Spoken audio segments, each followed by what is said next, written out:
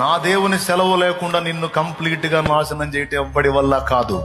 అంతా అయిపోయింది అనిపిస్తాడు, శూన్యం అయిపోయింది అనిపిస్తాడు, సమాజాన్ని కూడా అననిస్తాడు, మొత్తం మళ్ళా సుందరంగా మార్చి తానేందో చూపిస్తాడు.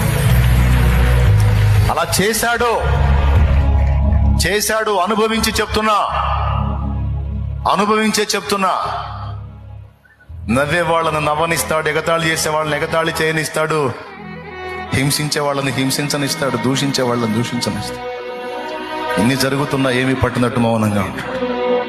ఎందుకంటే నీ నమ్మకత్వం ఏంటో, నీ విశ్వాసత ఏంటో నిర్ధారణ చేసుకోవటానికి. కొన్ని ప్రతికూలతలు కూడా రానిస్తాడు, చేదైన అనుభవాలు రానిస్తాడు. మరి నీ ఒరిజినాలిటీ తేలాలి కదా, నిన్ను బట్టి రేపు మెచ్చుకోవాలి కదా.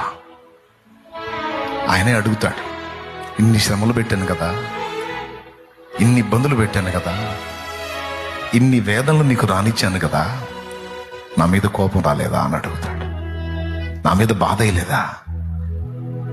ఎందుకని నన్ను వదిలిపెట్టలేకపోయినా? ఎందుకు నాకు దూరం అవ్వలేదు? నువ్వు ఎలా నన్ను హత్తుకొని ఉన్నావు అని అడుగుతాడు. కఠినమైన ఇబ్బంది కొలిమిలో, శ్రమ కొలిమిలో నిన్ను ఉంచాను కదా, నీకు బాధ అయ్యలేదా అని అడుగుతాడు.